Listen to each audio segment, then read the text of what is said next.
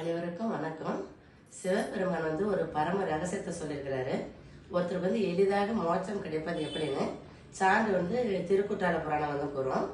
ஒரு காம வெறியில நிறைய பழிப்பாவங்களை செய்த ஒரு அந்தனர், அதாவது மறைவருக்கு சிவகணத்தினர் அவரை சிவலோகத்துக்கு கொண்டுட்டு போறாங்க. அவர் இறக்கும் பொழுது அப்ப யமதர்மன் கேட்கிறாரு, அவர் நிறைய பாவங்களை செஞ்சிருக்கிறாரு, எங்க லோகத்துக்கு யமலோகத்துக்கு தானே வரணும், அந்த தண்டனை கொடுக்க முடியாம நீங்க ஐயா சிவலோகத்துக்கு கொண்டுட்டு போட்டீங்களான்னு சிவபெருமான் கிட்ட போய் நியாயத்தை கேட்கிறாரு. அதுக்கு சிவபெருமான் அந்த பரம ரகசியத்தை சொல்றாரு.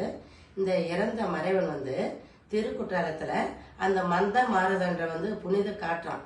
அவர் இறக்கும் போது அவர் மேனில் பட்டதுனால அந்த சோறு காட்டில் அகப்பட்ட பஞ்சு மாதிரி அவர் செஞ்ச பாவம் எல்லாமே விலகி போயிடுச்சு. அதனாலதான் சிவகதி கொடுத்தா அவருக்கு மோட்சம் கொடுத்தேன் அப்படின்னு இந்த ரகசியத்தை அறிஞ்ச யமதர்மன் உணர்ந்து ரொம்ப மகிழ்ச்சி அடைகிறாங்க. இதுதான் அருணகிரிநாதர் சொல்றாரு. இந்த திருப்பதி வரிகளை ரொம்ப அழகா, பவளமேனியர் எனது தாதையர் பரமராசியர் அருள் பாலா மறிவிநாயனை அடிமையாமன மகிமை ஞானமும் அருள் போனே.